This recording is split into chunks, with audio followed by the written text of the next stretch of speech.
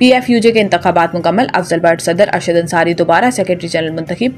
Lahore, Karachi, Peshawar, Quetta, Islamabad press क्लबों के साबिक सदूर और सेक्रेटरी भी फेडरल यूनियन के मुख्तलिफ ओहदों पर जीत गए। पाकिस्तान के सहाफ़ियों की सबसे बड़ी नुमाइंदा तंजीम PFUJ के इंतखाबात नेशनल प्रेस क्लब इस्लामाबाद में मुनक्किद हुए। इंतखाबात में अफजल बट सदर, अरशद अंसारी सेक्रेटरी जनरल और लाला असद पठान सेक्रेटरी फाइनेंस मुंतखब हुए।